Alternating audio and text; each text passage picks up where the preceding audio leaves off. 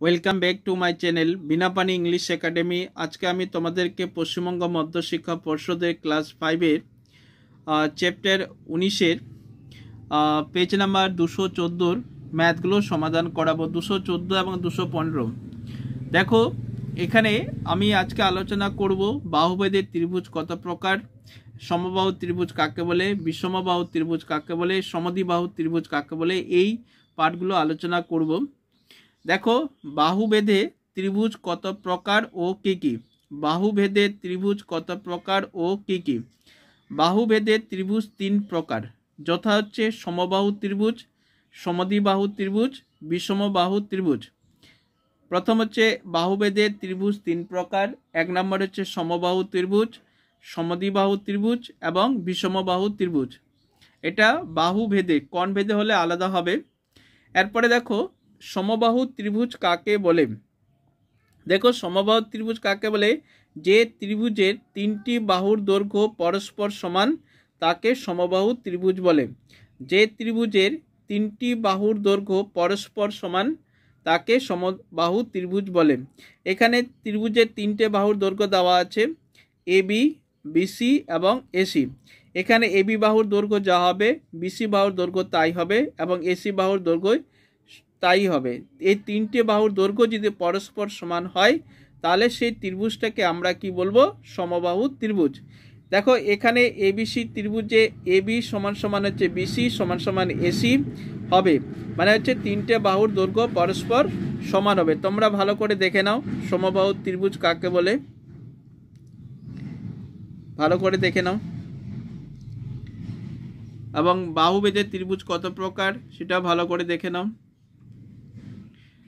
এবং সমবাহু ত্রিভুজ কাকে বলে এমন তার ছবি অবশ্যই আঁকবে, এমন 3টে বাহুর দৈর্ঘ্য যেন সমান হয় সেটা চেষ্টা করবে। এবং ছবিগুলো সবসময় পেন্সিলে আঁকবে, আমি এখানে যদিও কলমে এঁকেছি। এরপরে দেখো, আরেকটা জিনিস মনে রাখতে হবে, সমবাহু ত্রিভুজের প্রতিটি কোণের মান কত ডিগ্রি। সমবাহু ত্রিভুজের প্রতিটি কোণের মান কত ডিগ্রি। দেখো, সমবাহু ত্রিভুজের প্রতিটি কোণের মান 60 ডিগ্রি হবে। সমবাহু ত্রিভুজের প্রতিটি বাহুর মান যেমন সমান, সমবাহু ত্রিভুজের প্রতিটি কোণের মানও সমান এবং সমান হচ্ছে 60 ডিগ্রি। এরপরে দেখো, সমদ্বিবাহু ত্রিভুজ কাকে বলে। যে ত্রিভুজের 2টি বাহুর দৈর্ঘ্য সমান সেই ত্রিভুজকে সমদ্বিবাহু ত্রিভুজ বলে। দেখো, যে ত্রিভুজের 2টি বাহুর দৈর্ঘ্য সমান হবে সেই ত্রিভুজকে আমরা সমদ্বিবাহু ত্রিভুজ বলি। যেমন এখানে দেখো, এবি বাহু এবং এসি বাহু, এই 2টি বাহুর দৈর্ঘ্য এখানে পরস্পর সমান, এই কারণে এই ত্রিভুজটাকে আমরা বলবো সমদ্বিবাহু ত্রিভুজ। আবার দেখে নাও, যে ত্রিভুজের 2টি বাহুর দৈর্ঘ্য পরস্পর সমান সেই ত্রিভুজকে আমরা সমদ্বিবাহু ত্রিভুজ বলি।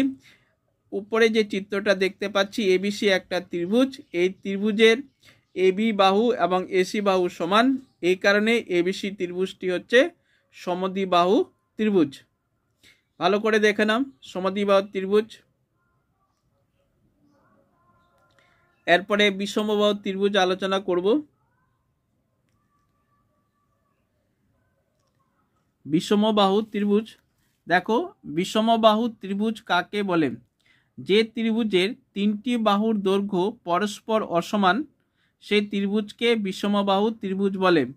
ধরো, এখানে এবিসি একটা ত্রিভুজ, এবি বাহুর দৈর্ঘ্য যা হবে এসি বাহুর দৈর্ঘ্য তাই হবে না। এখানে এবি বাহুর দৈর্ঘ্য আলাদা হবে, এসি বাহুর দৈর্ঘ্য আলাদা হবে এবং বিসি বাহুর দৈর্ঘ্য আলাদা। 3টে বাহুর দৈর্ঘ্য যখন পরস্পর আলাদা হবে তখন সেই ত্রিভুজকে আমরা বিষমবাহু ত্রিভুজ বলবো। যেমন এখানে লিখেছি এবিসি একটি ত্রিভুজ, এখানে AB not equal to BC not equal to AC, তার মানে হচ্ছে এবি বাহুর দৈর্ঘ্য যা হবে বিসি বাহুর দৈর্ঘ্য তা আলাদা হবে এবং এসি বাহুর দৈর্ঘ্য আলাদা হবে। যদি 3টে বাহুর দৈর্ঘ্য পরস্পর আলাদা হয় তখনই আমরা সেই ত্রিভুজকে কি বলবো, বিষমবাহু ত্রিভুজ বলবো। ভালো করে দেখে নাও বিষমবাহু ত্রিভুজ।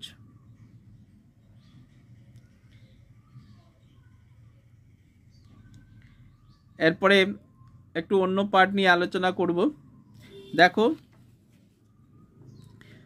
নেক্সট কোশ্চেন বলেছে 3 সেমি, 6 সেমি ও 9 সেমি দৈর্ঘ্যের সরল রেখাংশ দিয়ে ত্রিভুজ তৈরি কি সম্ভব যুক্তি দিয়ে লিখি। এখানে একটা ত্রিভুজের 3টে বাহুর দৈর্ঘ্য দেওয়া আছে, 3 সেমি, 6 সেমি এবং 9 সেমি। বলছে 3টি সরলরেখাংশ দিয়ে ত্রিভুজ আঁকা যাবে কিনা, আঁকা গেলে তার যুক্তি দিতে হবে। নিয়ম হচ্ছে একটা ত্রিভুজের যে কোনো দুটো ছোট বাহুর দৈর্ঘ্য, যেমন ছোট বাহু হচ্ছে 3 এবং 6, 3 এবং 6 যোগ করলে হচ্ছে কত হচ্ছে 9, তাহলে বড় বাহুটা হচ্ছে 9, দুটো বাহু হচ্ছে সমান হয়ে গেল। তাহলে দেখো নিয়ম হচ্ছে এক ত্রিভুজের যে কোনো দুটি বাহুর দৈর্ঘ্যের সমষ্টি তৃতীয় বাহুর দৈর্ঘ্যের চেয়ে বড় হবে।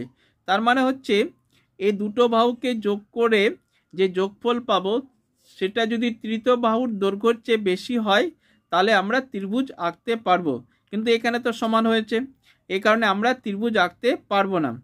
তাহলে আরেকবার দেখে নাও, 3 যোগ 6 সমান হচ্ছে 9 এবং 9 ইকুয়াল টু হচ্ছে তৃতীয় বাহু হচ্ছে 9।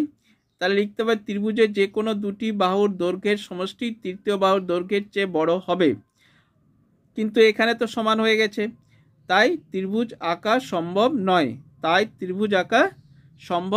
নয়, এই কোশ্চেনগুলো আসতে পারে, ভালো করে একটু দেখে নাও। এরপরে নেক্সট 7 নম্বরে ম্যাথটা শুরু করব। দেখো 7 নম্বরে বলেছে 5 সেমি, 2 সেমি ও 8 সেমি দৈর্ঘ্যের সরলরেখাংশ দিয়ে ত্রিভুজ তৈরি কি সম্ভব যুক্তি দিয়ে লিখি। দেখো এখানে দুটো ছোট বাহু হচ্ছে 5 এবং 2, 5 এবং 2 যোগ করলে হচ্ছে 7, যেহেতু 7 8-এর চেয়ে ছোট হচ্ছে, 8 বড় হচ্ছে, তাহলে আমরা এখানে ত্রিভুজ আঁকতে পারি না, কারণ হচ্ছে দুটো বাহু যোগ করে তৃতীয় বাহুর চেয়ে বড় হতে হবে, যেহেতু বড় হচ্ছে না ছোট হচ্ছে তাই এখানে আঁকা যাবে না। তাই লিখতে পারি আমরা জানি ত্রিভুজের যে কোনো দুটি বাহুর সমষ্টি তৃতীয় বাহুর দৈর্ঘ্যের চেয়ে বড় হবে, তাই ত্রিভুজ আঁকা সম্ভব নয়। এবার দেখো 7 নম্বরটা ভালো করে দেখে নাও।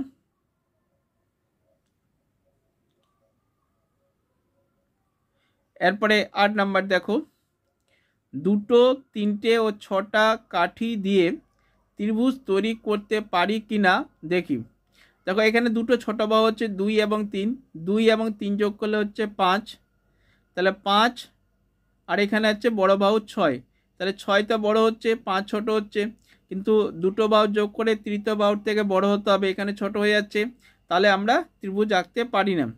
তাহলে লিখতে পারি আমরা জানি ত্রিভুজের যে কোনো দুটি বাহুর সমষ্টি তৃতীয় বাহুর দৈর্ঘ্যের চেয়ে বড় হবে, কিন্তু এখানে তো ছোট হচ্ছে, তাই ত্রিভুজ আঁকা সম্ভব নয়।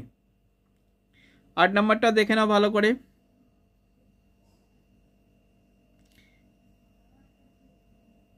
এই ম্যাথগুলো ভালো করে একটু দেখবে, এগুলো ফাইনাল পরীক্ষায় আসতে পারে, একটা তো আসতে পারে, চান্স আছে, ভালো করে দেখে নাও। এই কারণে এই ছিল আজকের ম্যাথ। যদি আমার ভিডিও এবং চ্যানেল ভালো লাগে তাহলে লাইক, শেয়ার এবং সাবস্ক্রাইব করতে ভুলবেন না, এবং ম্যাথে যদি কারো ডাউট বা প্রবলেম থাকে তাহলে স্ক্রিনে আমার কন্ট্যাক্ট নাম্বার দেওয়া আছে, ফোন করলে বা হোয়াটসঅ্যাপ করলে আমি সমাধান করে দেব।